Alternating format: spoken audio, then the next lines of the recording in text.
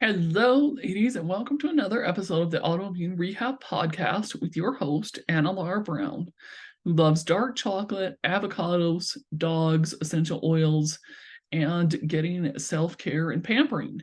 Today's episode is sponsored by my free 30-day self-care journal template that you can find and download by going to annalaurabrown.com/self-care, and you will find that link again in the show notes.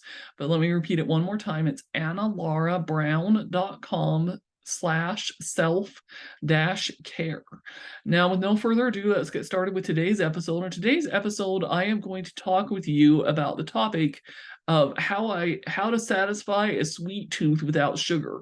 Now, I did a previous episode, and I've mentioned a few times as well about the harms of sugar when you have autoimmune conditions, and quite frankly, sugar really even isn't good for anybody, but And in today's episode, I thought I would talk with you about some of the ways that you can satisfy a sweet tooth without sugar, because the reality is that it's one thing to say, oh no, you can't have sugar, sugar's terrible for you, don't have it.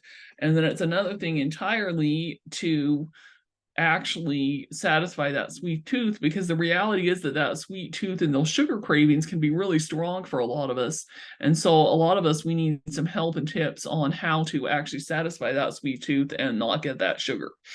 Okay, so first off, let's talk a little bit about why sugar is a no-no. So like I said, I have a previous episode where I've already talked about it more in detail, but the reality is that sugar just really has a big impact on your immune system. And if you have an autoimmune condition, then you have already an immune system problem, and you really, really just should not eat sugar. So let's leave it there. So what do you do when you end up with a sweet tooth? And how can you satisfy that without sugar? Well, the first obvious one is fruit. However, with fruit, you do still have to be careful. And personally, I have found, and some of the research that I've done has said that some of the very best fruits when you have an autoimmune condition would be things like an apple. Apples are really good because they're low glycemic. They have a lot of fiber. They're still sweet.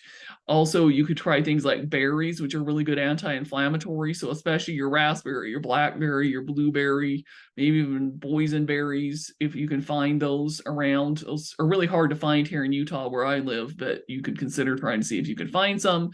You can also have a little bit of strawberries, but you want to be really careful because, as I have mentioned, I think before, and I talk about this on my blog as well, strawberries are what are considered a goiter-centered food. And what does that mean? Goiter-centered food, it basically means that strawberries can actually help contribute to a bigger goiter with thyroid and things like that. So you want to be really careful that you don't have strawberries too much. Personally, I really only eat strawberries a little bit in the summer during strawberry season. And then the rest of the year, I buy, primarily frozen, but sometimes if I can get them fresh, I will buy raspberries, blackberries, blueberries, cherries, a lot of times frozen, that kind of thing, and then just use those in smoothies or, enjoy a little bowl of them. So those can be really good.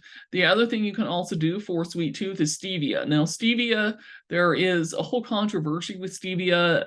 There's a lot of pros and cons to stevia. Some people say, oh no, you really shouldn't have stevia if you have an autoimmune condition. Other people will say that stevia is just really, really bad. Well, stevia at its core is not necessarily bad. Stevia actually originates from, it's like an herbal type of sweetener. And I do also want to point out that there are multiple different kinds of stevia. So there's not just one kind of stevia out there. There typically are, one or two primary kinds of stevia that are typically the ones that you find that are used to sweeten a lot of things. And it's also one of those things that you just have to experiment a little bit on your own and see how stevia affects you and how you react to it. I definitely would say you don't want to be, consuming a lot of things with stevia. But, if you have a little bit every once in a while, for most people, it's probably not going to be an issue. The statistic that I read said that stevia really causes only major problems in about 3% of the US population. So unless you're one of those people that really has a major allergic reaction or issue with it, I wouldn't worry too much about, enjoying a little bit of chocolate with some stevia or desserts or things like that. But like I said, you want to be careful a little bit. Then, of course, you have the sugar-free sweetener xylitol, which, can also be controversial a little bit itself, but that's used, in a lot of sugar-free chocolates, baked goods, things like that. I would say in minor amounts, it's fine. Then you also have monk fruit, and monk fruit is also another thing used as a sweetener. And this is another one that people sometimes will like stevia will try to villainize. Personally, I think monk fruit is one of the better sweeteners. You can buy it and cook with it. You can get sugar-free goods and chocolates and things that have monk fruit in it. Typically, my experience has been that most of those goods only have a small amount of monk fruit because a little bit goes a long way in making it sweet. And for most of us, monk fruit is going to be better than some of the other alternatives for when you really just want something with a little bit of sweetness.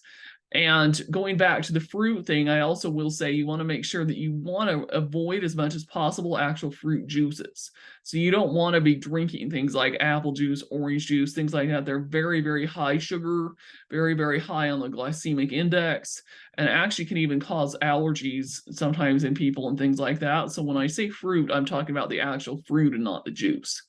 Okay, then the next one that we have is honey, and honey obviously, is really a pretty strong sweetener. Honey can also be really good for a lot of medicinal purposes, though. So for things like putting some honey in tea, for taking a little scoopful when you start coming down with a cold or sore throat, things like that.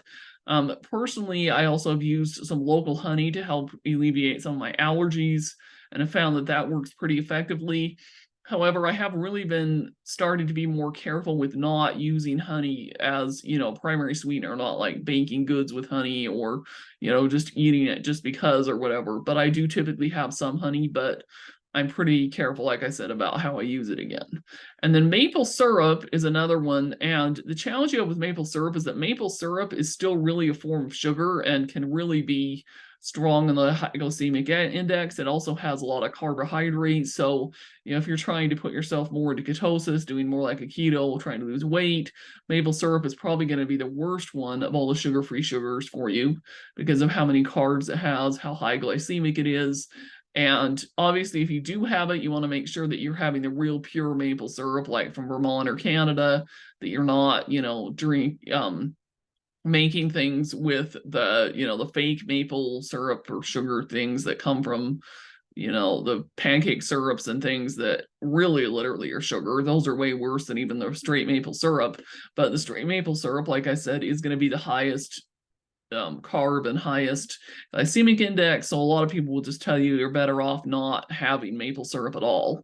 I personally still have a little tiny bit once in a while, but we're talking not very often at all.